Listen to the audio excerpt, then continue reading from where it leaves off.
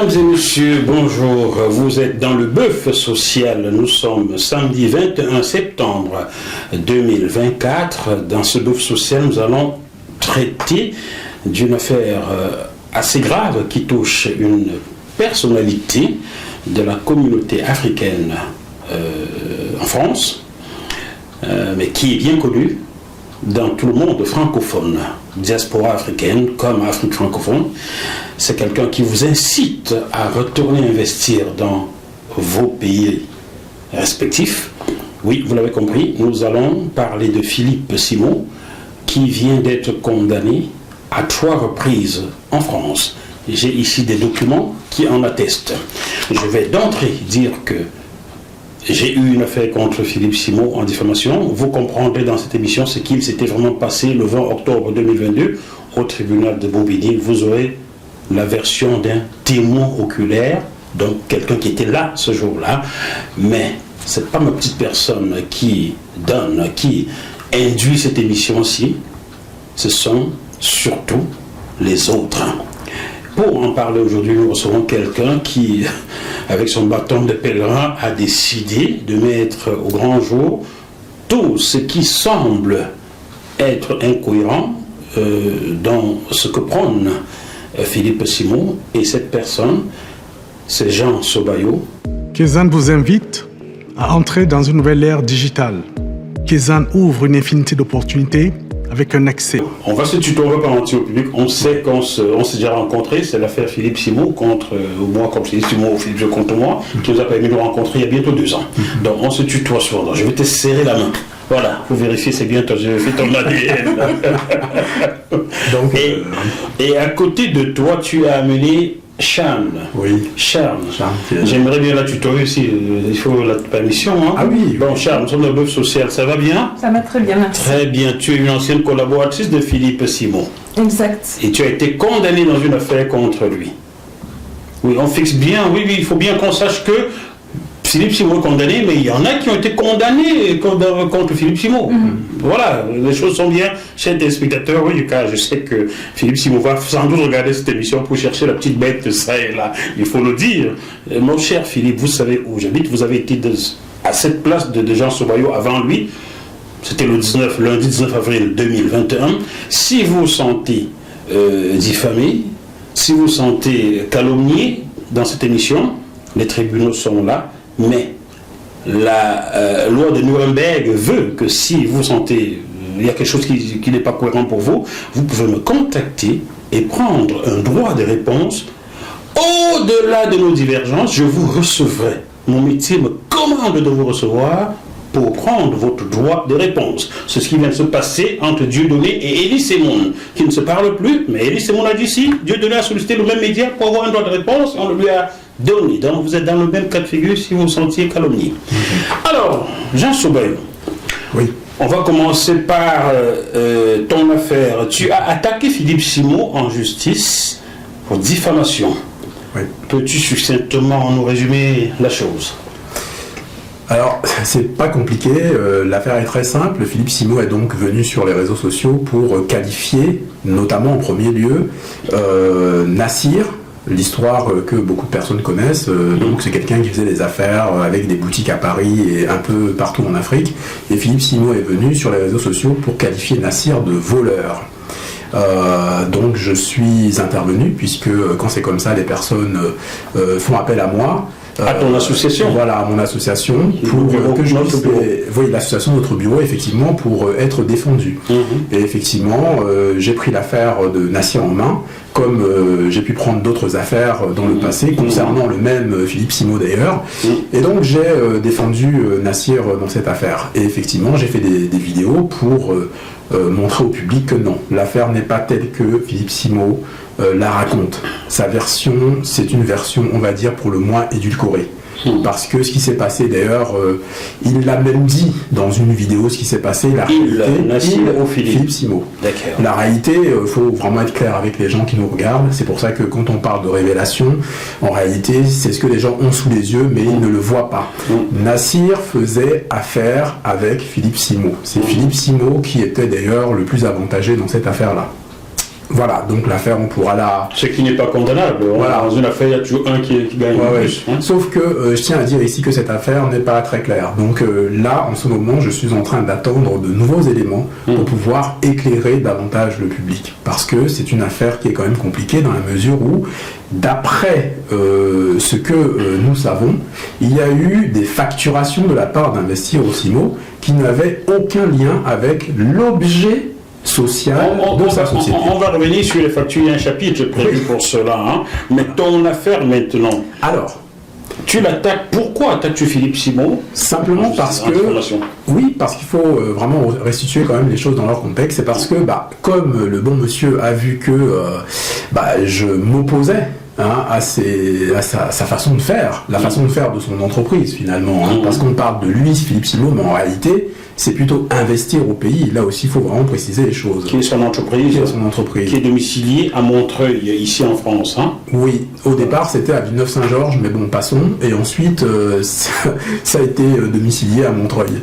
Voilà. Et donc, du coup, n'étant pas content, et de voir qu'il y a quelqu'un qui est vraiment, on va dire, perspicace, et qui arrive à comprendre un petit peu les enjeux, et qui défend justement, qui défend ses adversaires, à un moment donné, il a commencé à m'insulter, donc m'injurier sur les réseaux sociaux, et à me diffamer.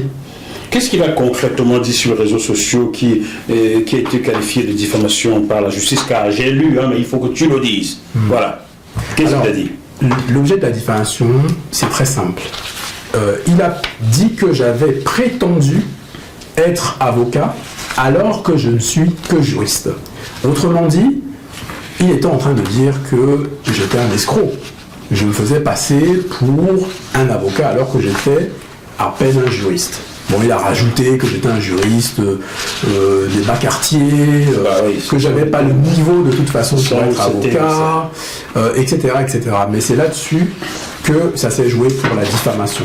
Alors, je vais lire ce que la justice a retenu comme phrase diffamante à ton endroit.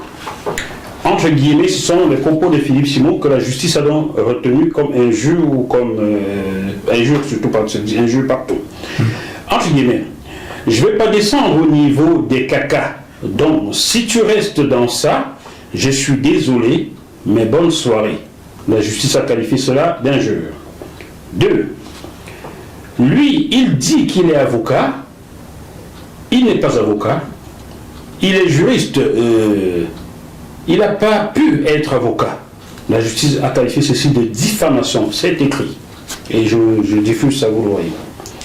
Ensuite, tout ce qu'il raconte, il raconte tellement de conneries.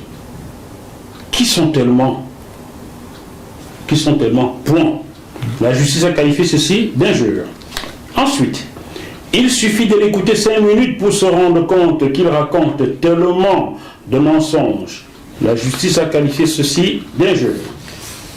Ensuite, malade. Il est malade, le mec, quoi. Je veux dire, il est malade. Il faut qu'il aille se soigner. La justice a qualifié ceci d'injure. Ce mec est un mytho de première catégorie. La justice a qualifié ceci d'injure. Voilà donc ce pourquoi Philippe Simon a été condamné en diffamation contre toi. Exactement. Je ne relais que les faits. Pardon, les faits. Alors, dans un premier temps, tu avais été débouté, c'est le thème juridique, débouté dans cette affaire-ci. Exactement. Mais comment est-ce qu'un juge, après avoir lu ceci, a pu te débouter en première instance? On dit ça comme ça en droit? C'est ça. Comment? Effectivement, lorsque nous sommes arrivés au tribunal, tribunal judiciaire de Créteil, c'est le premier niveau, parce qu'il y a plusieurs juridictions, donc ça c'est le premier degré. Et en réalité, le deuxième degré existe. Et on en comprend les raisons aujourd'hui. Parce que, et justement, ce qui est très très important de dire à toutes les personnes qui nous regardent, c'est l'une des raisons d'être finalement de l'association que j'ai créée, c'est qu'en matière de justice, sincèrement, il vaut mieux être accompagné. Et il vaut mieux être accompagné par des gens experts et qui ont notamment l'expérience. Et nous savions qu'en première instance, on peut avoir des décisions, on va dire, surprenantes.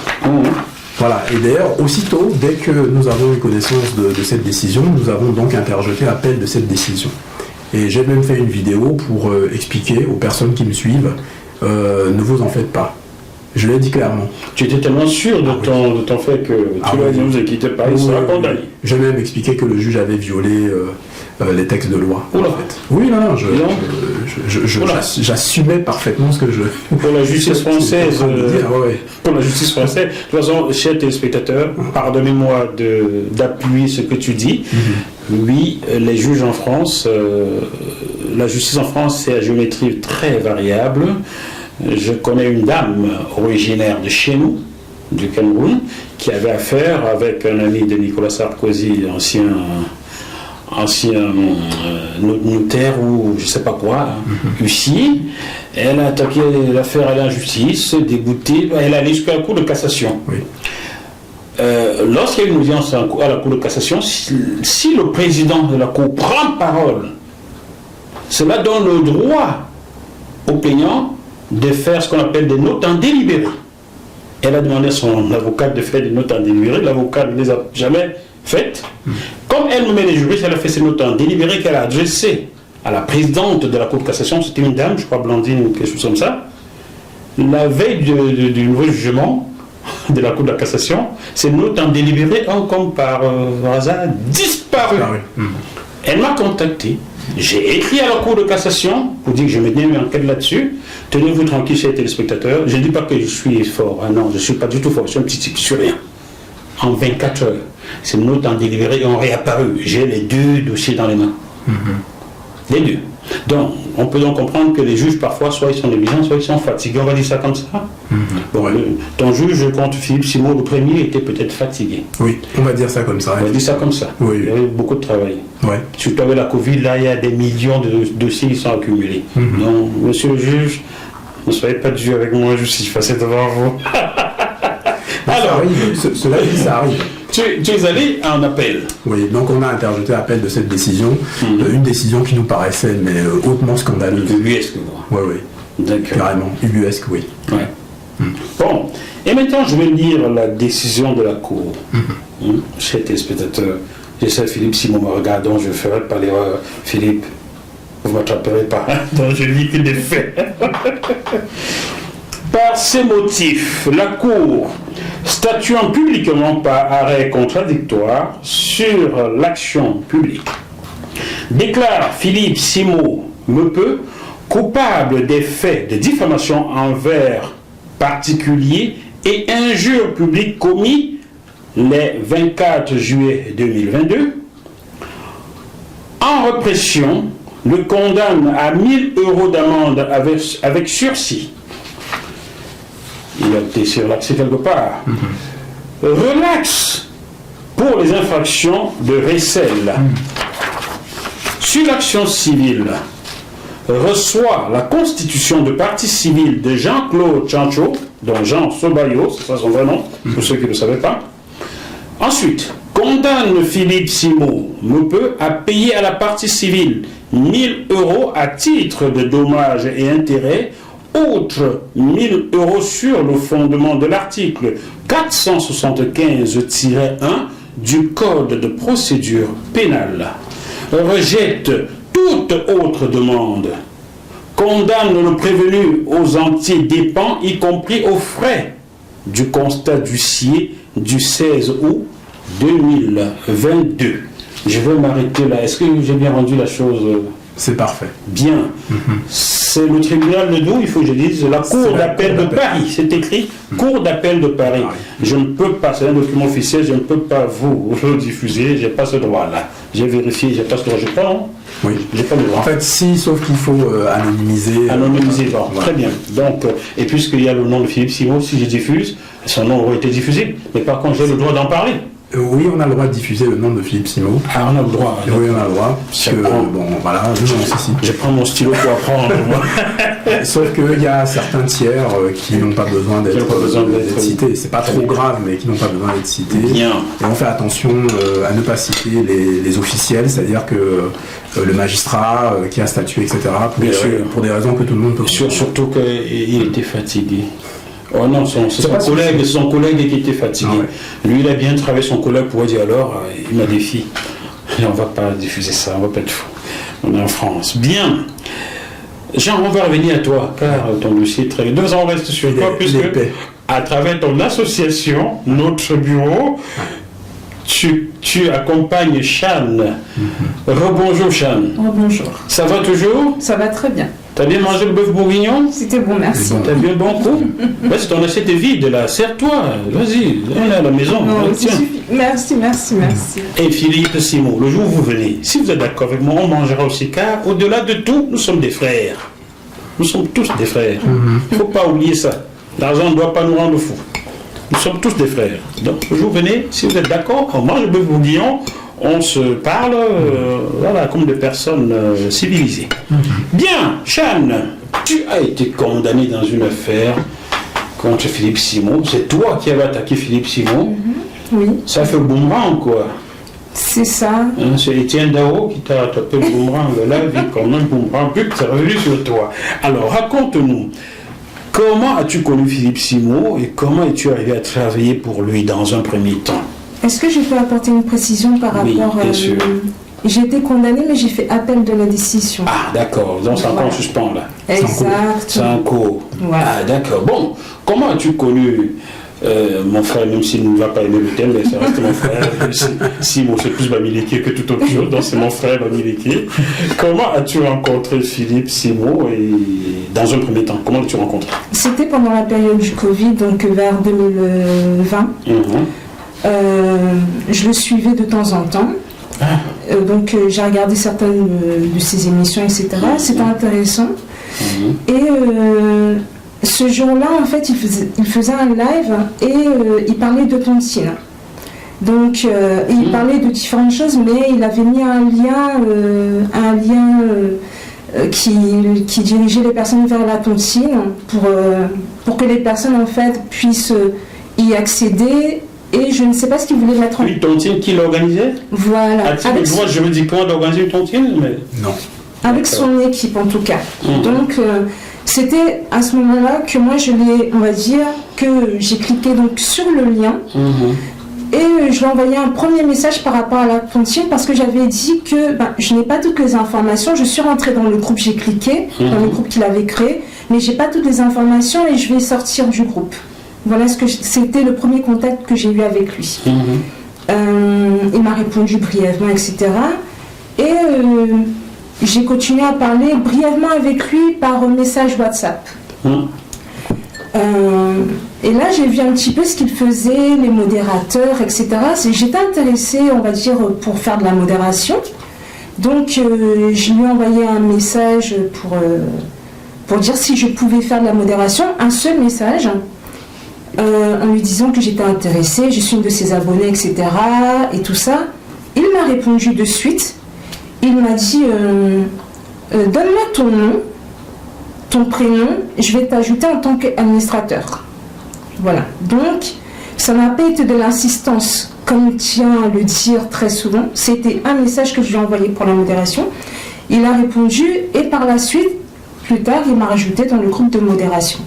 Voilà. Et je faisais donc la modération pour les lives qui étaient, on va dire, régulières, par exemple, qui pouvaient durer plusieurs heures aussi. Ah, je vois le live, là. Lui et Jean Sobayo, pour les suivre, il faut vraiment sacrifier une nuit. Donc, Jean Sobayo, je continue à suivre Jean Sobayo et Philippe. Vous suivez comme vous voulez, vous faites ce que vous voulez. Moi, j'ai un peu de mal à 4 heures de temps. Bon, mais c'est intéressant, sinon on ne te suivrait pas, on ne vous suivrait pas, c'est intéressant. Donc, et pendant ce temps, ta fille faisait quoi? Ma fille était au lycée. Elle était au lycée? Non, mais elle dormait, là il était tard, donc elle dormait. Ah, d'accord. Au lieu de lire des romans avec elle. Ok, tu as le droit, tu fais ce que tu veux. Tu étais donc modératrice de ces lives. C'est ça, exactement. Puis, il m'a proposé, en fait, il m'a envoyé un vocal pour me proposer donc de devenir assistante. Et Son assistante. Son assistante, secrétaire, assistante personnelle de son entreprise. D'accord. En fait. Tu as toujours le voice ou pas? J'ai toujours le. Est-ce que tu as ce voice là qu'il t'a? Non, puisque ça date, je n'ai pas, mais on va dire que il m'a rajouté dans le groupe WhatsApp de la boîte mail en fait qui concerne pour les assistantes. Il m'a rajouté directement dans le groupe, j'ai les preuves. Il m'a rajouté dans le groupe. Par la suite, c'était au mois de juin, si je ne me trompe pas. Le 11 juin, il m'a rajouté dans le groupe pour devenir assistante. Et on a fait, c'est très important de le dire, il y a eu, on va dire, un appel visio. D'accord. Qui a eu, ça s'est fait. Il y a eu un visio. Lui et toi ou lui et le groupe? Non, lui et moi. Ah, rien qu'à deux. Voilà, exactement. Il y a eu un visio qui a été fait. Donc c'est lui qui m'a demandé est-ce qu'on peut s'appeler. Donc. As-tu les preuves de ce que tu as là? J'ai la preuve par rapport. Tu as vu la preuve? J'ai vu. Très bien. Ok. Il t'a demandé de te parler et vous avez parlé. Donc on a parlé par rapport à ce poste parce que je lui avais dit que j'avais déjà travaillé en tant qu'assistante. J'ai fait des études dedans. Il était intéressé, il a dit qu'il cherchait des personnes de confiance. Non, ça c'est par rapport après, mais en tout cas, dans la manière comment en fait il a porté, il a dit qu'il cherchait des personnes de confiance en tout cas, et que ça l'intéresserait d'avoir une personne qui fasse cela. Donc, il m'a proposé, j'ai dit oui, suite, on va dire, à l'appel. Et ensuite, il m'a proposé de nouveau un autre appel, là, pour être commercial. Il n'y a pas eu d'insistance de ma part. Il a proposé, lui de son côté, voyant que il a vu lui-même, il a dit que je suis une personne bienveillante. Donc il m'a proposé aussi un poste de commercial. De commercial. C'est ça. Là, ça devient du professionnel là. Ce n'est plus du live ou c'est du social, ça devient du professionnel. C'est ça. Y a-t-il eu un contrat signé entre vous deux? Disons que les contrats, c'était dur qu'ils les envoient, les contrats. D'accord. J'en ai parlé à plusieurs reprises par rapport au contrat. Finalement, il a envoyé un contrat, mais qui n'était pas conforme. Mais je venais d'arriver dans l'entreprise Investir au Pays. Moi, je croyais beaucoup de paroles d'Investir au Pays. Donc, je me suis, on va dire, fiée à son contrat, si je puis dire. D'accord. Il t'a quand même envoyé un contrat? Il a envoyé un contrat. Par courriel, par courrier ou par quoi? Via son Google Drive. Ça veut dire que tu as un document dans les mains? J'ai un document dans les mains. En fait, estampillé Investir au Pays? Il est propriétaire du Google Drive. Il a envoyé le contrat via son Google Drive où il est propriétaire. Moi, je ne suis que lectrice. Donc, je ne peux que consulter. Je ne peux pas, on va dire... agir dessus. Je ne peux pas agir dessus. Jésus, Marie-Joseph, comme contrat de travail. Bon, tu peux faire des captures d'écran quand même. Oui. Tu l'as fait? Oui, mais je ne les ai pas là sur moi. Mais j'ai tu les as fait. Si tu me dis que c'est ta parole contre la sienne, si vous prenez son droit de réponse, hein, oui. Je sais, téléspectateur, je n'ai pas reçu ces documents. J'espère que tu vas me les envoyer. Je veux voir ce que tu dis. Si je ne vois pas cela, je ne diffuse pas. Je veux garder son montage comme ça, car... Je les ai reçus moi-même. Tu les as reçus? Oui, d'accord. Donc tu as fait les captures d'écran de ces contrats-là. Alors. Capture vidéo. Capture vidéo. D'accord, très bien. Mais je ne comprends pas. Je reviens pas à toi, Jean, toi qui es juriste. Est-il réglementaire d'envoyer de tels contrats à une collaboratrice? Est-ce qu'on n'aura pas un contrat physique ou au moins virtuel? Est-ce que la loi ne dispose pas de ça? Déjà, il y a quelque chose qui est complètement loufoque. C'est pas comme ça qu'on fait. Le contrat, comment on dit ça déjà? Syllagmatique. Bref, c'est un terme un peu confus. Bon, j'espère qu'on va couper ça au montage.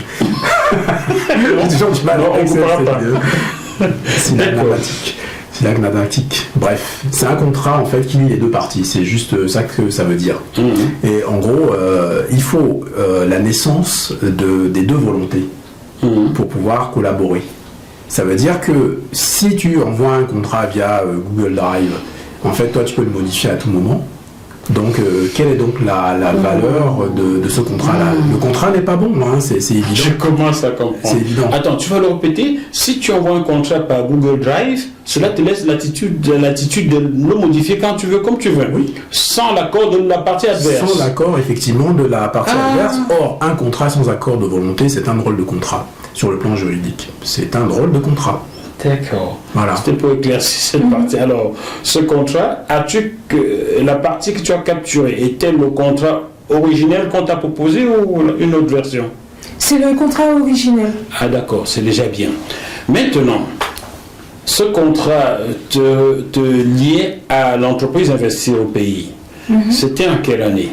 C'était en 2020, juillet 2020. C'est qu'en un mois, il t'a recruté, quoi. Tu es passé... Ça a été très rapide. Waouh! Un mois d'intervalle. Je vais envoyer mon CV là-bas, si on recrute vite comme ça. D'accord. Donc, oui, il m'a recruté, l'envoi de contrat via le Google Drive. Et c'est comme ça. Il faut savoir que Philippe, il dit qu'on a le choix entre du salariat et de l'auto-entrepreneuriat, mais il faut savoir qu'en réalité, le salariat ne le propose pas. Donc, en fait, nous, forcément, on se dirige vers l'auto-entreprise. J'ai créé une auto-entreprise pour travailler avec Investir au pays. Bien. Cette auto-entreprise stipule quoi? Il y a bien, quand on est un auto-entrepreneur, on passe un contrat d'auto-entrepreneur avec une entreprise. Un contrat payant. Oui, il faut savoir que je m'en suis pas rendu compte dessus. En fait, on va dire que je croyais beaucoup Philippe Simon et je me suis rendu compte que, en fait, en tant qu'auto-entreprise, j'aurais pu, moi, en fait, faire signer un contrat qui nous relie tous les deux, en fait. Il n'y avait pas une obligation que ce soit Philippe qui envoie un contrat. Je m'en suis rendu compte après parce que le contrat qu'il a envoyé, c'est un contrat pour tous les auto-entrepreneurs qui travaillaient avec lui. C'était pas un contrat individuel en fait. Ok. Au départ, dans votre accord, dans vos échanges, avait-il un jour évoqué le fait qu'il a besoin d'un auto-entrepreneur ou d'une assistante? C'était quoi? C'est lui qui m'a demandé par vocal. Il m'a dit je recherche une assistante et je recherche aussi est-ce que tu as de l'expérience dedans? D'accord, ok. Et donc c'est lui qui m'a proposé en fait. Et lorsqu'il t'envoie ce contrat par Google Drive, est-ce que le mot assistante y est mentionné ou non? Non. Et pourquoi n'as-tu pas tout de suite re-signé en disant non, c'est parce qu'on s'était dit pourquoi? Parce que Philippe noie beaucoup le poisson, donc ça veut dire que quand je lui posais les questions par rapport aux différents contrats, il n'y répondait pas, il trouvait des subterfuges pour ne pas le faire tout simplement. Il avait décidé de ne pas le faire, il ne l'a pas fait, mais il utilisait, il parlait beaucoup, il s'exprimait beaucoup. Très bien, oui. C'est un garçon très intelligent, il faut le dire. Hein. Moi, je reconnais Philippe Simon. C'est un très bel orateur. Moi, je le dis. C'est un très bel orateur. Hein. Oui, je le dis. Et je peux le dire, lorsque je l'ai invité ici pour parler de choses comme de crypto-monnaie, si je n'avais pas un peu de bouteille, je n'aurais pas pu lui faire comprendre que la crypto-monnaie, et aujourd'hui, quand on voit BlackRock qui a acheté 300 000 bitcoins, et quelqu'un disait il n'est pas quoi aux crypto-monnaies, je me dis bon, qui a donc raison. Alors, tu voulais dire quelque chose? Oui, par contre, pour les contrats, c'est pas rare que les parties, on va dire, les plus diligentes puissent mettre en place le contrat. Ça, c'est pas un problème en soi. C'est-à-dire que lui, il fasse les contrats, c'est pas un problème. Le problème, c'est que ce soit lui qui puisse à tout moment modifier ce contrat-là. C'est ça le problème, parce que c'est sans accord de l'autre partie. Est-ce que ta cliente Charles n'a pas été naïve dans cette affaire? Vous avez parlé... Attends, je ne défends pas Philippe, hein. Je ne prends pas sa partie, je ne le défends pas, je ne l'accuse pas. Vous avez parlé d'assistanat, de collaboration en tant qu'assistante. Il t'envoie un contrat qui ne mentionne pas assistante. C'est plutôt auto-entrepreneur. Tu ne refuses pas. Ou bien tu l'interpelles, il ne te répond pas. Combien de temps es-tu resté avec lui? Je venais d'arriver. C'était vraiment, je ne connaissais pas. Tu venais d'arriver en France? Non, je venais d'arriver dans l'entreprise en fait. Oui, d'accord. Investir au pays. Et j'étais naïve. Parce que en même temps, je vais dire, c'est quelqu'un. Moi, moi je le dis. Tu buvais ses paroles, quoi. Oui, on va dire qu'au départ, oui, effectivement.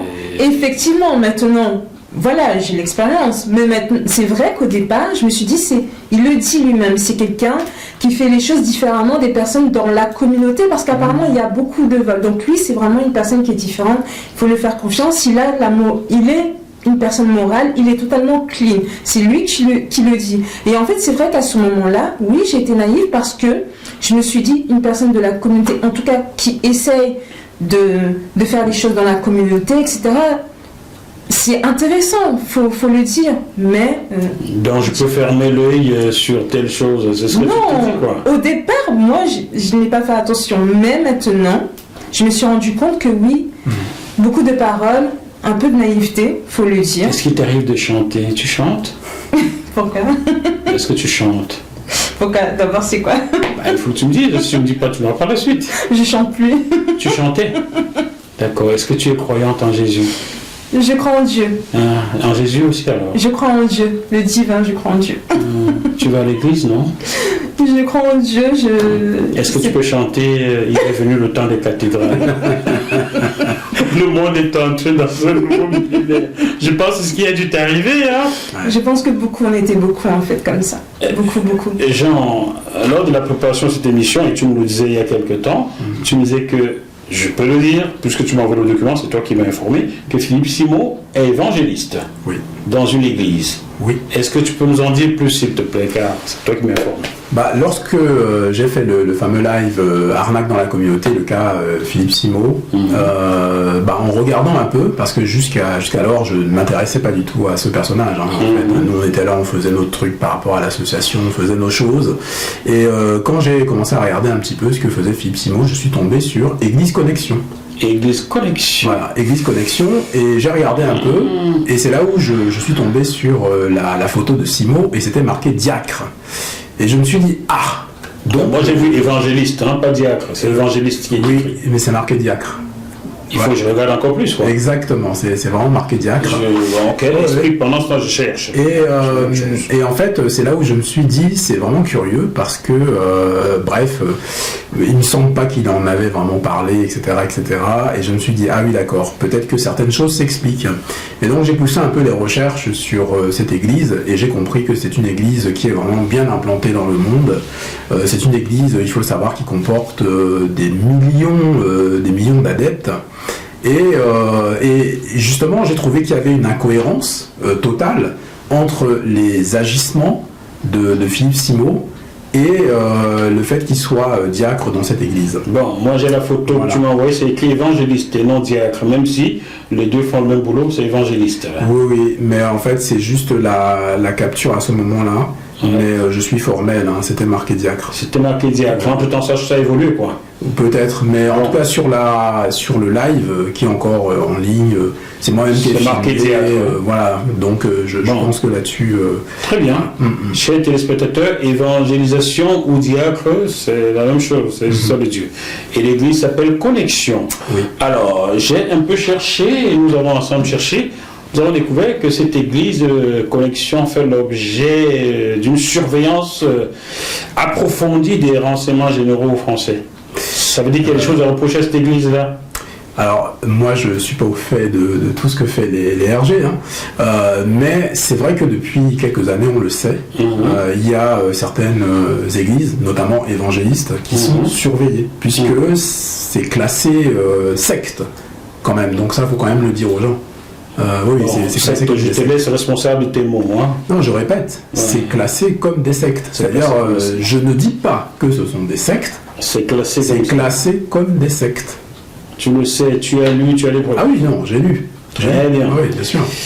Donc, les églises, c'est bien les paroles, hein. On peut ressusciter Dalida pour toi, non, Charles? Oui. Tu connais la chanson? Tu sais la chanter? Non. Oh, Roberto, c'est le neveu d'Alida, c'est un ami. Roberto, il faut que tu nous donnes le droit de chanter la chanson de ta tante sur ce plateau, hein? On va s'amuser bientôt, Roberto.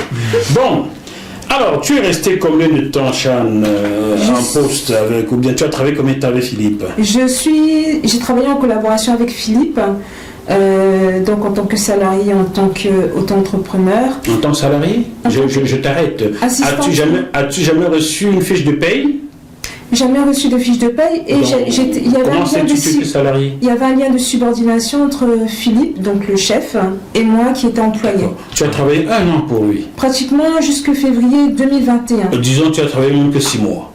As-tu jamais reçu la moindre fiche de paye? Aucune fiche de paye. Aucune fiche de paye. C'est quand même curieux là. Oui.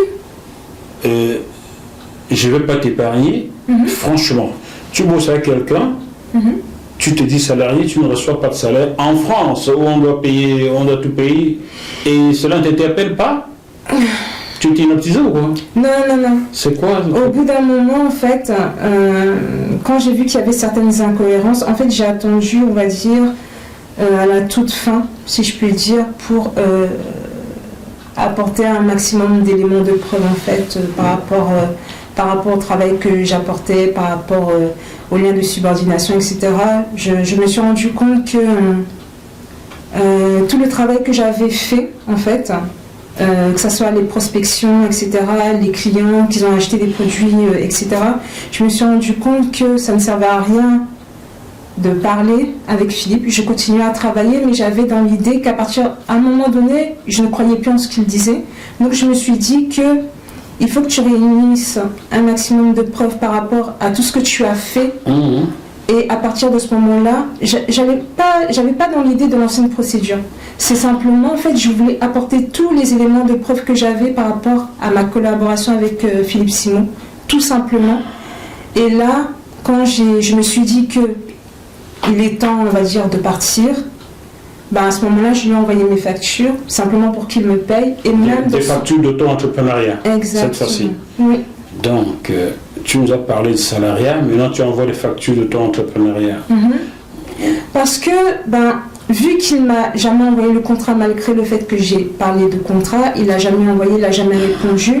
Moi, j'ai les éléments, en fait, de lien de subordination de patron à employé.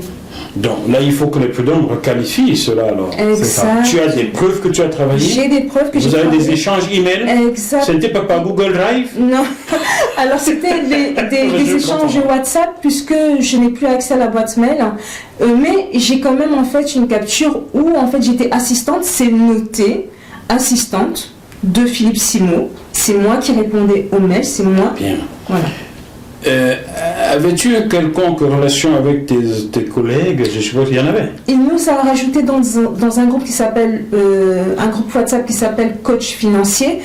Donc c'est coach financier pour les assistants des employés ou des auto-entrepreneurs. Des auto-entrepreneurs. Mais qu'est-ce que c'est coach encore? Alors parce qu'en fait lui il appelle les gens coach en fait.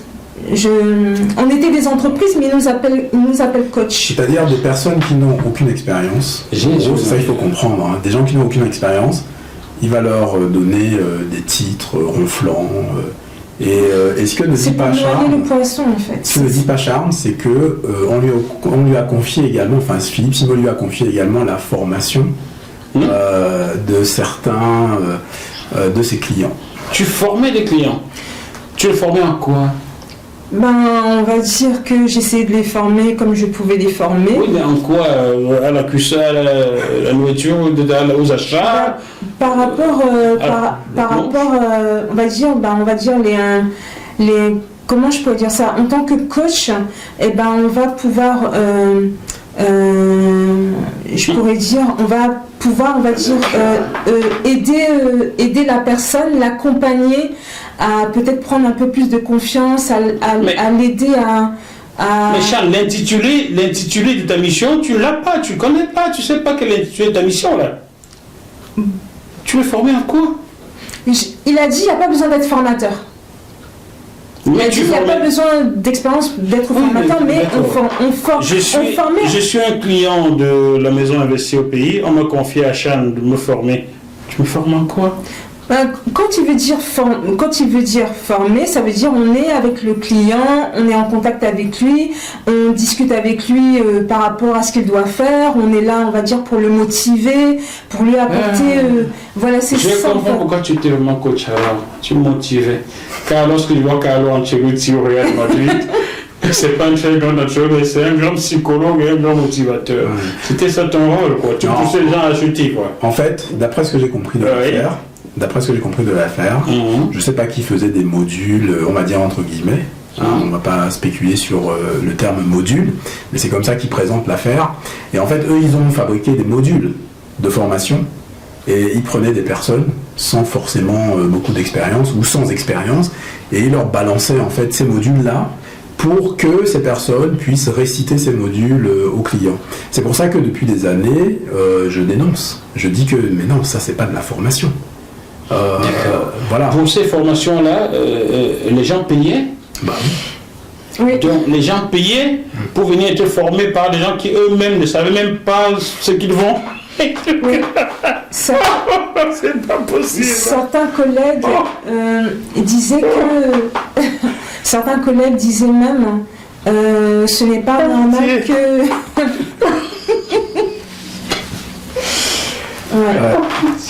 C'est pas non. ouais. Bah c'est sûr que franchement. Oh pitié, c'est pas possible ça. Pardon, je te pardon. Oh pitié. Oh le monde est formidable. Je m'en sou- Ah c'est pas vrai. Oh là là là. Donc, les gens ont payé pour être formés. C'est ça. Et vous, les formateurs, vous savez pas comme Il formation. y a des intitulés Oh, comme pitié, c'est pas vrai. accélérateur de destinée, etc. Accélérateur destiné. mais Oh mon Dieu. il faut savoir que certains de mes collègues Oh pitié. disaient justement à Philippe que ce n'est pas normal en fait cette manière d'agir du fait ils sont déjà en difficulté, ce n'est pas normal que investir au pays Waouh. soit là pour prendre encore plus d'argent. Pardonne-moi de piler. Je suis sûr que les téléspectateurs sont d'accord avec moi. Ils veulent comprendre. Oui. Tu as formé, on va dire, au minimum 10-20 personnes. Dans cette fourchette-là, c'est plus ou c'est moins? Non, à peu près une dizaine, D'accord. quelque chose comme ça. Parmi cette dizaine de personnes, estirpe une personne que tu as formée. Dis-moi en quoi tu l'as concrètement formée. On ne peut pas dire que, même si j'avais le terme de formation, moi j'étais plus là, je vais dire, pour motiver la personne. Je ne peux pas apporter de formation, je n'avais pas.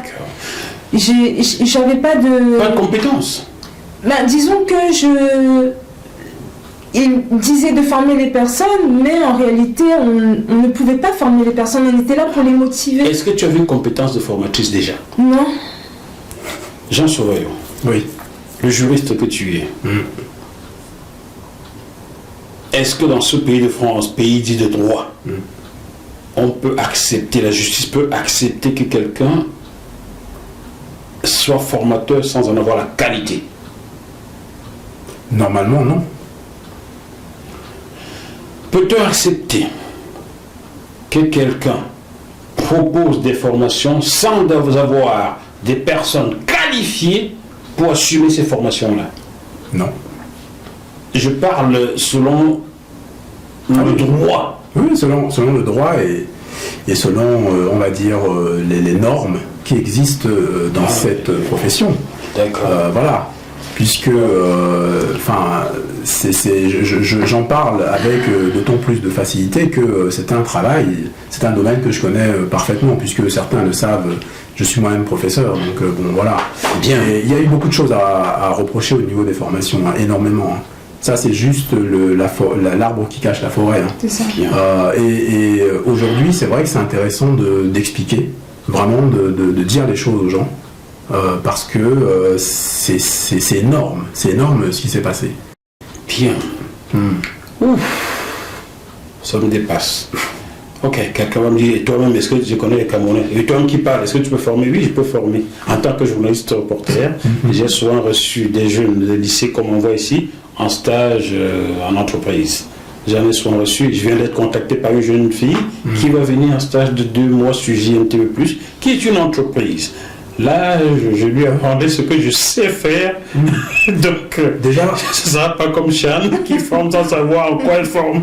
Déjà, sans aller même trop loin, et j'en avais parlé une fois, puisque j'avais reçu justement une personne qui a un organisme de formation, donc un véritable organisme de formation. Et donc la première chose qui est très simple, lorsqu'on propose des formations aux personnes, il y a quelque chose de très simple, le plan de formation. Le plan de formation. Et s'il n'y a pas de plan de formation, on ne peut pas aller plus loin. Pas de programme, pas d'itinéraire. Le programme, c'est pour les formateurs. En fait, le programme, c'est le plan de formation et le programme, c'est pour le client, pour qu'il sache exactement ce qu'il va apprendre. Et le programme, c'est pour le formateur. Et le programme, c'est pour les deux. C'est-à-dire que ça permet en fait aux stagiaires de bien suivre la formation, le déroulé de la formation. C'est pour ça qu'on appelle ça itinéraire pédagogique. Donc en gros, même au niveau administratif, il y a eu énormément de manquements. Alors, Cham, si je lis entre les lignes, tu me dis que vous ne formiez pas les gens, vous les motiviez tout simplement. Cela voudrait dire que la société investie au pays a vendu aux gens des formations qu'elle n'a jamais données. Est-ce cela? Je pourrais dire que oui, les gens, il n'y avait pas réellement, comment je pourrais dire, dans une formation, quand il y a le formateur qui est là pour apporter, on va dire, si je puis dire, son expertise, à part parler avec lui, il n'y avait pas réellement grand-chose en réalité. C'est simplement un support qui est là et il n'y a pas grand-chose qui a apporté, on va dire, en plus-value. Jésus, Marie, Joseph. C'est simplement de la parole. Il y avait par exemple, ils vendaient formation poulet. Oui, formation poulet, je l'ai vu quelque part, poulet, Amazon, FBA, tu m'expliqueras de ça. La formation poulet consistait à quoi? Alors, les personnes achetaient la formation à un prix assez élevé. Et c'était combien? Donne-nous le prix. Ça pouvait aller jusqu'à 5 000. 5 000 quoi? Beaucoup plus, 5 000 pour ce qui était apporté sur la table. Oui, mais 5 000 quoi? Francs, euros, dollars? 5 000 euros. Formation poulet. Ça pouvait aller jusqu'à 5 000 euros. Même beaucoup plus. Et en fait, la personne, elle était simplement mise dans un groupe avec d'autres personnes aussi. Et apparemment, de ce que moi j'ai vu, c'est que les personnes vont parler entre elles. Il n'y a rien, il n'y a pas de suivi, il n'y a rien qui est apporté en plus. Mais ils étaient juste là entre acheteurs de formation et ils discutaient. Il n'y avait pas de plus en fait. Qui, les acheteurs de ces formations émanaient de quel continent? Beaucoup d'Afrique. Beaucoup d'Afrique. Oui. Les Africains ont tant d'argent que ça, vraiment? Non, c'est la diaspora. La diaspora, pardon. C'est des Africains de la diaspora. Bah oui, ça reste africain. Ils ont tant d'argent que ça dans la diaspora africaine. Quand ils souhaitent, on va dire, entreprendre dans quelque chose, un projet. Et puis, comme je disais, comme Philippe est un bel orateur, donc forcément, en fait, ce qu'il va dire... Bel orateur, bon, attention à ce que tu dis, non, mais il faut t'attaquer là-dessus demain. Hein. Non, mais ce qu'il dit, même s'il n'y a pas de substance, il n'y a rien, parce que même lui, il a fait une... Comment ça s'appelle pour les porcs, je ne sais plus c'est quoi, il y avait une ferme avec des porcs, et apparemment, même par rapport à cette entreprise, ça n'a pas fonctionné non plus. Lui, il a fait des porcs, c'est tu veux dire qu'il a initié... Il y avait une ferme... Il a eu une ferme lui-même? Voilà. Où ça? C'était au Cameroun, je crois. Et voilà, oui, il montrait. Ouais. Il y avait des vidéos, il montrait les porcs, voilà, sa ferme, etc. Les poulets, les porcs. Voilà, c'est ça. Mais même par rapport à... Vous avez vérifié que c'était vraiment lui? En réalité, on ne sait pas, c'est lui qui nous montrait, mais en réalité, on ne sait même pas si c'est sa ferme, si ce sont ses porcs, si c'est le business qu'il a fait lui-même, etc. On n'en sait rien. Mais je n'ai pas dit que ce n'était pas lui, hein. Pardon, on ne va pas m'attaquer. Je n'ai pas dit cela, je n'ai pas vérifié. Donc, je n'ai pas les moyens de vérifier. Donc, vous n'êtes pas sûr que cette ferme lui appartenait? Non, il n'y a pas de mais il vous l'a montré par la vidéo? Oui, oui. En fait, quand il faisait ses vidéos, ses lives, etc., on voyait, et puis c'était pour... Non, je ne vais pas le dire, mais pour que les personnes... En fait, il voulait montrer un exemple de ce qu'il faisait, mais en réalité, il n'y avait pas de... il n'y a jamais eu de résultat vraiment sur la rentabilité qu'il y a eu, etc.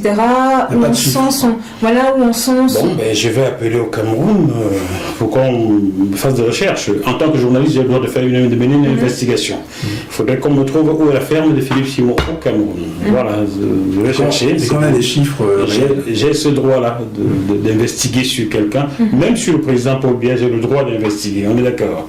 Voilà.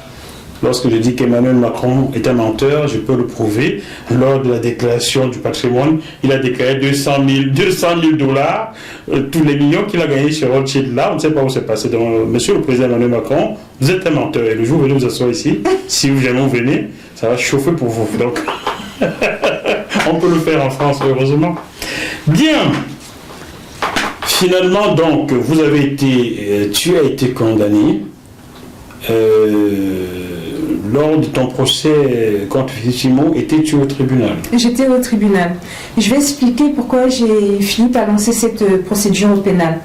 Quand j'ai donc... procédure au pénal? Oui. Pourquoi? Alors, j'ai lancé 2 procédures dès que... Un mois après, Philippe ne m'a pas réglé mes factures. Et lui-même, dans le mail, il dit que j'ai bien travaillé dans l'entreprise. Dans son mail, quand il me répond. Ah, d'accord. Oui. Il reconnaît, tu as le mail? Ça ne fait pas. Il dit oui, je suis la meilleure vendeuse. Ah bon? Oui, il dit Sharon est la meilleure vendeuse. Il faudrait que cette parce image, parce que mes chiffres, ils sont assez élevés. Et donc, tu as remporté environ combien d'entreprises? Une idée. Disons que mes factures peuvent aller jusque plus de 2000. Et j'en ai 8 comme ça. Non, je veux comprendre. Tu as vendu 8? Non. Au niveau de mes factures, on va dire que ça varie, ça peut arriver jusque plus de 2000 euros. Les factures. Les factures, c'est ce qu'on doit verser à ton entreprise, c'est ça? C'est ça, exactement. Donc ça veut dire que j'ai vendu énormément. Énormément, on va avoir une idée du chiffre. Qu'est-ce que tu as vendu? Tu l'as porté quoi? En chiffre d'affaires, ça dépasse les 500 000. 500 000 euros? Ça tu dépasse as vendu largement... plus de 500 000 euros pour l'entreprise investie au pays. Parce que certaines formations, j'ai vendu des formations à 10 000, 5 000, etc. Donc oui, ça chiffre... Moi-même, là, je vais me mettre à la formation. Je vais commencer à former des gens. Quoi? Oui. En combien de temps? En un an? Pratiquement tous les jours, je faisais des ventes. Pourquoi je suis naïf comme ça? Pourquoi je ne forme pas les gens? En gros, pour que les gens comprennent. C'est-à-dire que Charles, on peut dire que... Je ne vendais pas pour... Je vendais parce que j'y croyais en fait à ce qu'il faisait. Ouais. C'est très important. Je croyais, j'avais confiance en Philippe. Je me suis dit, ce qu'il apporte aux personnes de la diaspora, c'est bien. C'est vraiment la personne dans la communauté. Et moi, donc voilà, je me suis dit, ils vont pouvoir avoir les compétences, etc., l'expérience de Philippe, etc. Mais finalement... Bon coup, jeune femme, ça, moi, c'est quelque chose. Mais c'est énorme. Pour éclaircir ce qui me choque, moi, en fait, c'est-à-dire que la fourchette, je veux dire, est-ce que tu peux prouver le chiffre d'affaires que tu as pu réaliser chez Investir au Pays, c'est-à-dire 500 000 euros ou, si c'est... on va dire, peut-être que c'est entre 250 et 500 000. En fait... Normalement sur son site internet, il y a les tarifs. D'accord. Il y a les tarifs de ses formations. Et moi, il a mis en fait la commission à minima. D'accord. Ah, d'accord. À 10%. J'ai compris. Ah, d'accord. Donc, si tu as des factures, tu as 8 factures de 2000 euros. Pratiquement plus. Donc, s'il y a 10% sur une facture, cela signifie que tu as rapporté 200 000. Non, par exemple, si elle vend 20 000 euros, elle a 2 000 euros. Si c'est 10%. Ah, c'est 10%, 2 000 euros.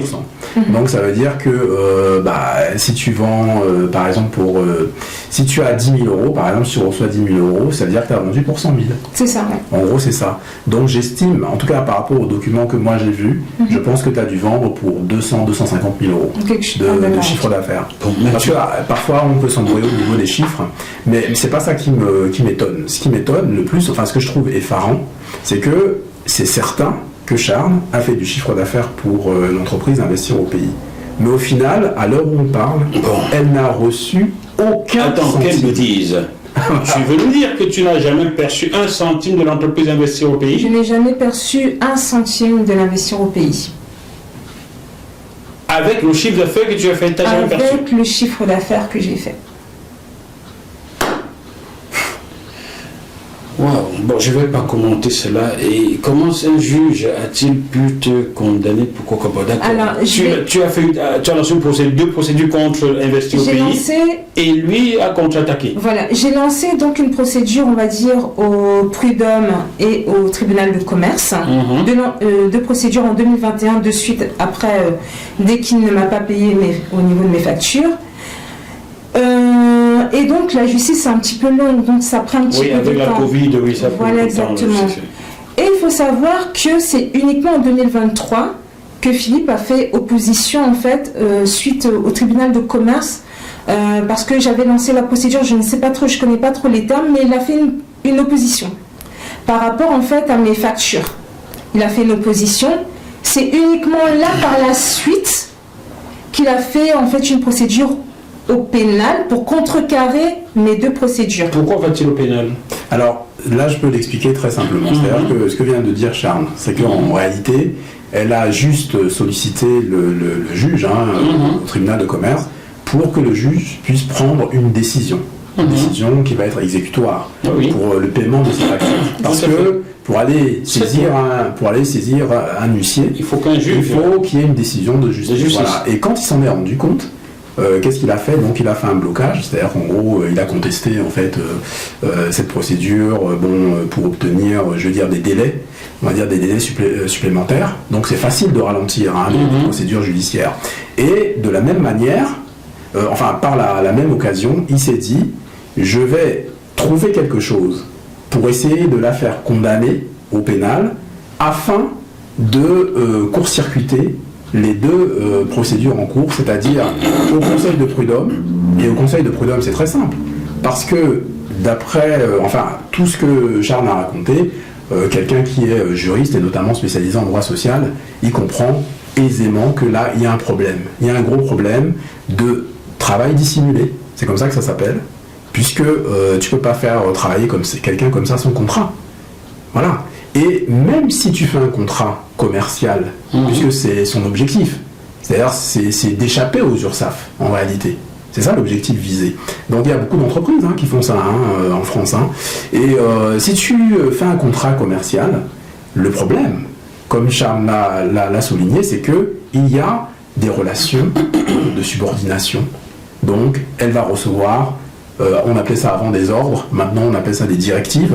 Donc il te dit tu fais ci, tu fais ça, tu fais ça, donc forcément... Et les directives, tu les recevais par écrit? Oui, je m'occupais de la boîte mail. Est-ce que tu as les preuves écrites? J'ai les preuves, donc j'appelais les clients, ils me disaient oui, appelle telle personne, j'appelais telle personne, il me donne accès aux boîtes mail, il y en avait 3, il me donne accès à ces 3 boîtes mail pour que j'y réponde, il me dit on va faire un point par rapport aux boîtes mail. Voilà. Et donc, il faut 3 éléments en fait pour constituer, si tu veux, le travail dissimulé. Il faut 3 éléments. Et là, on en a 2 qui sont très importants. Ce qui manque, évidemment, c'est ce qu'elle a réclamé, c'est le paiement. Donc, il l'a jamais payé en fait. Alors, on t'a condamné. C'est donc cette plainte au pénal de Philippe Simou qui te fait condamner. C'est ça. Et j'ai fait appel de suite. Oui, d'accord. Pourquoi te condamne-t-on? De quoi? Qu'est-ce qu'on te reproche? Alors, il me reproche abus de confiance. Donc ça veut dire que je suis venue dans l'entreprise pour escroquer ses clients. Et il explique comment j'ai fait pour arriver dans son entreprise. Les personnes qui ont une chaîne YouTube, etc., savent que quand, on va dire, une personne répond dans le chat, quand il y a un live qui passe, répond dans le chat, on n'a pas accès au nom de la personne, ni au prénom de la personne, ni au numéro de téléphone de la personne, ni à l'adresse mail de la personne, ni à l'achat qu'elle fait dans l'entreprise par rapport à un produit.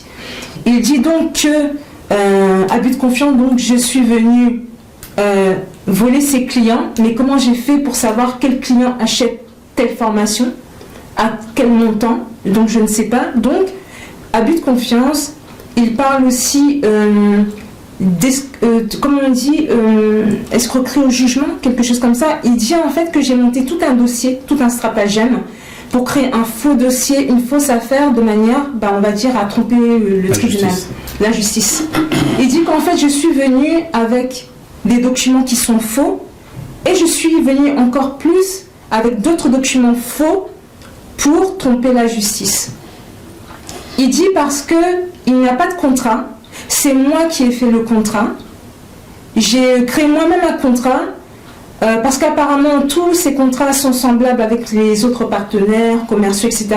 Moi j'ai créé un faux contrat, j'ai créé un faux devis, j'ai créé de fausses choses, des fausses factures parce que apparemment une auto-entreprise n'est pas en capacité de créer sa propre facture. Apparemment elle va voler une facture de quelqu'un d'autre.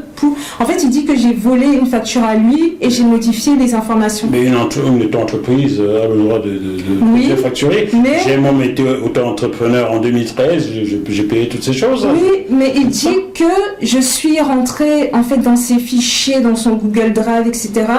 J'ai volé des informations qui concernent l'entreprise et j'ai fait des modifications par rapport aux factures, par rapport aux devis, que j'ai falsifié les informations et que donc les factures que moi j'apporte en tant qu'auto-entreprise, c'est en fait en réalité les informations d'investir au pays, mais j'ai modifié. Et j'ai rajouté les tarifs, les noms des clients. Je pense que ton juge, il était sans doute aussi fatigué. Parce que, alors j'explique quelque chose de très important, il y avait plus de 200 pages de preuves. Plus de 200 que j'ai fournies au tribunal. Le procureur l'a dit, apportez les éléments, on va les consulter, mais ils n'ont pas eu la possibilité de le faire. Mais comment le sais-tu qu'ils n'ont pas eu la possibilité de le faire? Parce qu'en fait, ils ont cru Philippe sur sa parole. Simplement sur sa base de sa parole. Il est venu avec son ordinateur. J'ai les preuves en fait. En fait, on avait un tableau de prospection où là, par exemple, à chaque fois qu'il y a un client, on prospecte un client, il y a un closing, on rentre les informations donc du client, son adresse, son numéro de téléphone, l'achat, etc. Il est venu avec son ordinateur. Il a montré ses fichiers, il a dit non mais regardez, ce sont comme ça moi que je fais les tableaux, c'est pas ce qu'elle a montré elle dans ses preuves, moi c'est ça en fait, regardez c'est mon tableau, etc. Mais entre temps il a modifié le tableau, bien évidemment qu'il m'a retiré, il a falsifié donc mes propres informations dans le tableau en disant que je suis apparue comme ça du jour au lendemain dans ses propres fichiers. Cela signifie que Philippe ne reconnaît pas avoir un jour collaboré avec toi? Oui, mais c'est ça. Il dit qu'il ne reconnaît pas le lien de collaboration entre lui et entre l'entreprise et moi. Avais-tu un avocat dans cette affaire? Oui. Et toi qui es juriste, attends de droit de le nom de cet avocat-là? C'est inutile. Non, parce qu'il ne souhaite pas, effectivement, qu'on fasse de la publicité, etc. Attends. Mais en fait, c'est pas l'avocat. C'est pas parce que je le connais. Non, c'est pas l'avocat. Tu as bien vu que dans l'affaire qu'on a évoquée précédemment, tu as bien vu qu'en première instance, la décision, elle était... Peut-on encore faire confiance à la justice dans ce pays? Et là, dans ce cas de figure, nous sommes toujours dans un tribunal... on va dire judiciaire, un tribunal correctionnel, et on est en première instance. Voilà. Donc en première instance, tout peut se passer. Oui, et en fait, malheureusement, ce que nous observons, nous juristes, ou d'autres qui sont avocats ou chercheurs, tout ce que vous voulez, on constate que, évidemment, en France, il y a une surcharge au niveau des dossiers. On le sait. Et on sait très bien, on sait pertinemment qu'en première instance, malheureusement, certains dossiers sont, on va dire, balayés. Si vous venez avec 200 pièces, vous imaginez bien que le magistrat, à un moment donné, c'est ça. Il a, on peut dire, pour être poli, qu'il a son intime conviction. Donc, il a cru en Philippe Simot. Et, sans avoir lu les pièces. Et je pense que c'est du ressort, encore une fois, de la croyance. Comme nous, lors de la première instance pour ce délit de diffamation. Nous qui reprochons aux enfants de ne plus lire et d'être que sur les appareils, dans même la justice ne lit plus. Oui, ils sont surchargés. En fait, c'est pas pour les défendre, mais c'est vrai qu'il faut reconnaître aujourd'hui en France, il y a un gros problème par rapport à ça. Les tribunaux sont surchargés et ça donne des choses comme ça. C'est pour ça que pour les téléspectateurs qui nous regardent, franchement, il faut être accompagné et il ne faut pas lâcher le morceau. Voilà. Bien.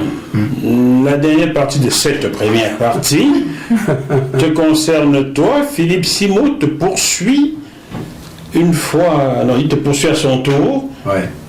pour, je cite, ou bien tu cites, harcèlement, après que l'affaire ait été classée sans suite par le procureur de la République, il se serait constitué partie civile. Le juge d'instruction a été saisi, un juge d'instruction a été saisi, et tu as été entendu à la gendarmerie. Absolument. Ça peut paraître ubuesque. Mais explique-nous ça, harcèlement, qu'est-ce que ça veut dire? Qu'est-ce que ça veut dire? Alors, le harcèlement, c'est un mot qu'on emploie à toutes les sauces, mais bon, en tout cas, c'est une infraction extrêmement grave. Le harcèlement, ça veut dire que tu mets la victime dans une situation dans laquelle elle voit sa santé se dégrader, la victime en principe est victime de menaces, tu la suis jusqu'à son domicile, etc. etc. C'est ça le harcèlement. Voilà. Bon, c'est vrai que il y a beaucoup de personnes qui disent oui, Sobayo, il parle souvent de Simo, etc. Mais de là, d'ailleurs, de là à ce que, parce qu'ils ont prétendu, il a prétendu, Philippe Simo, que je l'avais menacé. Voilà. Menacé physiquement, verbalement, comment? Bah, moi j'ai demandé à l'agent, enfin, l'agent de police judiciaire, moi je lui ai demandé, quelles sont ces menaces-là? Et alors elle m'a sorti une phrase d'un live que j'ai prononcé où je disais si Philippe Simo continue à faire le malin, de toute façon il ira pas très loin parce que j'ai des dossiers. Voilà, c'est ça. C'est ça la menace? C'est ça. Ce serait donc tu menaces avec les dossiers. Quoi. Voilà, c'est ça, exactement. Donc je lui fais peur, il a peur pour sa vie, je suis sur son dos, je le suis partout, c'est horrible. Alors, pour moi, ce que j'aimerais expliquer par rapport à ce nouveau revirement, c'est que je pense que les gens s'en sont rendus compte. Pendant plusieurs mois, je ne parlais plus de Philippe Simo. Pendant au moins... Tu évitais d'être attaqué? Non, j'avais décidé... Ça ne t'intéressait plus? Ah non, j'avais décidé de mettre un terme à tout ça. C'est-à-dire qu'il est venu sur les réseaux sociaux au départ pour insulter des membres de l'association. C'est ce qui s'est passé. Et nous, dans nos statuts, c'était bien marqué. Quand on s'attaque aux membres de l'association, nous, on réagit. Et à ce moment-là, la chaîne qui pouvait communiquer pour l'association, c'était la chaîne de Nature et Ben. Sauf qu'on sait très bien que ces deux-là se parlent, ils ont une complicité, on ne sait pas exactement ce qu'il y a derrière. Je sais pourquoi je dis ça, parce que lui-même, il a dit... Ah, d'accord. Il a dit que Nature et Ben lui avait dit des choses, etc. etc. Ah, d'accord. Bon, voilà, donc c'est ce que lui-même dit. Et à ce moment-là, la seule chaîne qui pouvait parler de l'association, c'était la mienne. Donc ça, c'est parti de là, de ces affaires-là. Et ce qui s'est passé ensuite, c'est que effectivement, j'ai réglé le problème. Quand il a fait sa sortie sur les réseaux sociaux pour me traiter de voilà ce que tu as cité tout à l'heure, les belles paroles, etc. Donc j'ai traité. Pour moi, l'affaire était réglée. Voilà. Il a dit que j'étais nul, mon avocat était nul, etc. Bon, tout ça, on a traité l'affaire. C'est-à-dire qu'il a été condamné, donc on a démontré à toutes les personnes ce que ça veut dire être nul en tant que juriste ou en avocat, voilà. Donc, si moi j'étais nul, j'accepterais vu l'argent qu'ils ont sur le compte bancaire, les nuls. Voilà. Voilà. Donc une fois que c'est fait, et c'est l'une des révélations que je veux faire, c'est que contrairement à ce que les gens disent, oui, Sobayo, c'est un hargneux, c'est comme ça qu'on le décrit un peu, il lâche rien, il est obsédé par Philippe Simo, etc. etc. C'est comme ça que certaines personnes me désignent. Mais ces personnes-là ne savent pas ce que j'ai fait. Qu'est-ce que j'ai fait? C'est pas compliqué. J'avais encore une deuxième affaire en diffamation, n'est-ce pas? Il m'a traité de menteur. Donc c'est une diffamation ou une injure. Ça dépend des cas. Et il a dit que j'avais dépossédé Nature et Ben de son association. Donc en gros, il m'a fait passer pour un escroc. Ça c'était un voleur, un escroc. Donc c'était la deuxième vidéo. C'est sûr à 100% qu'il allait perdre. C'est sûr et certain. Donc qu'est-ce que j'ai fait pour cette procédure? Qu'est-ce que tu as fait? Eh ben, je me suis désisté. Pourquoi? Voilà. C'est vrai que ta réaction elle est intéressante. Pourquoi tu t'es désisté? C'est simple. On s'est dit, donc on s'est concerté avec mon avocat, on s'est dit, qu'est-ce qu'on cherchait? Qu'est-ce qu'on cherchait au départ? Nous, on cherchait juste à régler le problème de diffamation et d'injure publique. On a eu gain de cause. Il a été condamné à 2 reprises. Pour l'affaire Nassir, qu'il a traité de voleur. Que nous allons traiter dans quelques minutes. Pour ma propre affaire. Ça lui a valu un casier judiciaire. Quand même, inscription au bulletin numéro 2 du casier judiciaire. Wow. Il a des amendes avec sursis. même si c'est 1000 €, etc., il peut les payer, bien sûr. Le plus dur, c'est les condamnations. Vu tout ce que Charles a vendu pour l'entreprise, il y a assez d'argent au pays. Donc, qu'est-ce qu'on s'est dit? On s'est dit, nous, on a fait ce qu'on avait à faire. Et en fait, on a raisonné comme des êtres humains. Tout à l'heure, tu parlais de fraternité, qu'on est des Africains, etc. On est des frères. Et c'est exactement ce qui a traversé nos âmes à ce moment-là. Parce que quand l'avocat m'a parlé de ça en disant, bon, de toute façon, on a fait ce qu'il y avait à faire, ça sert à rien de continuer. Bon, c'est vrai, on va avoir quelques milliers d'euros, c'est vrai. C'est vrai. Et j'ai réfléchi et j'ai trouvé que oui, la démarche est intéressante, dans un souci d'apaisement. Et de la même manière, quand je suis allé sur sa chaîne, les gens m'ont beaucoup critiqué en disant oui, t'étais mou, t'as pas été agressif, etc. Les gens ne comprennent pas. Ma démarche, c'est pas d'aller agresser quelqu'un. D'ailleurs, je ne l'ai jamais agressé en fait. C'est challenger intellectuellement. Oui, voilà. Voilà. Et à plusieurs reprises, j'ai des éléments. Je lui ai proposé de transiger. Je lui ai dit, n'allons pas. Avant même les décisions de justice qui l'ont condamné, je lui avais écrit avant d'aller sur sa chaîne, en disant, je t'enverrai le mail, en disant, on peut transiger, tout peut s'arrêter, en fait, y compris les autres affaires. On se parle, on arrête. On se parle, on transige, on négocie, et puis on arrête tout, c'est tout. Et voilà. Quelle a été sa réponse? Mais j'ai pas eu de réponse. Il dit que oui, il a rien reçu, etc. Bon, bref, comme d'habitude. Et donc, cette décision, elle est très importante. Parce que moi, ce que je veux dire à la communauté qui nous regarde, c'est que, voilà, la communauté qui nous regarde, c'est que vous voyez, il y a des gens qui parlent, qui vous disent qu'ils agissent dans l'intérêt des nôtres, etc., etc. Mais la réalité, on l'observe par les faits. Aujourd'hui, ce que j'ai fait, en me désistant de cette procédure, c'est quelque chose qui va au-delà de moi-même. Au-delà de moi-même, c'est-à-dire que j'ai dû me faire violence en disant, bon, ok, je le fais, c'est pas pour moi. Je le fais pour impacter sur les gens, pour leur dire, vous voyez, il y a des gens qui parlent par exemple de pardon. Moi, on sait, je ne suis pas quelqu'un de religieux ou quoi que ce soit, mais dans les faits, qu'est-ce que je fais? Je suis toujours là pour défendre les gens. Ouais. Défendre les gens. Ouais. Je suis là pour l'amour de la justice. Oh Jésus. Voilà, j'aime les gens. Tu as fini évangéliste toi aussi. Peut-être. Non, j'aime les gens, et ce que j'avais expliqué sur ma chaîne à plusieurs reprises, c'est que il y a ceux qui vont prendre un véhicule. Le véhicule est différent. Ça peut être l'église pour les uns, ça peut être la mosquée pour les autres. Il y a d'autres qui vont prendre le train, l'avion, tout ce que vous voulez. Moi, je marche à pied. Mais qu'est-ce qui est important? Ce sont les faits. C'est ce que les gens font pour les autres. Et donc, on pensait à tort que le fait, effectivement, de se désister, ça allait envoyer un signal très important, y compris à Philippe Simon. C'était pour dire, bon, écoute, gars, regarde ce qu'on fait. Moi, personnellement, j'ai aucune animosité envers toi. En fait, je défends les gens, je fais des vidéos, j'utilise la liberté d'expression, tu dis des choses qui, moi, de toute façon, me dérangent sur les Africains, qui dérangent aussi d'autres, etc. Il y a d'autres qui réagissent, moi aussi je réagis. Voilà, c'est tout. Et qu'est-ce qu'il a fait, du coup?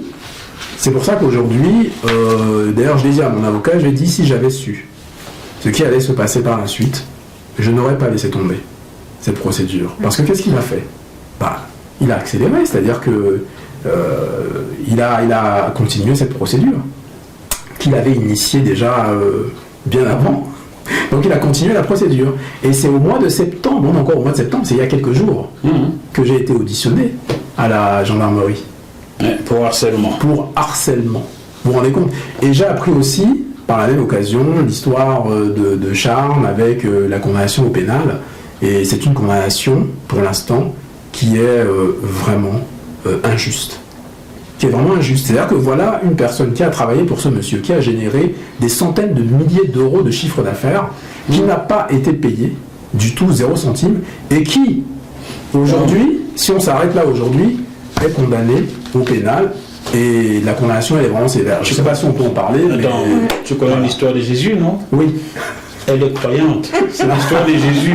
Elle a fait du bien, mais elle est quand même crucifiée. Ah ouais, c'est ça. C'est exactement ça. Allez, chers téléspectateurs, on se retrouve dans la deuxième partie de ce bœuf social pour évoquer la deuxième et la troisième, les deuxième et troisième condamnations de Philippe Simon à Paris. À tout de suite.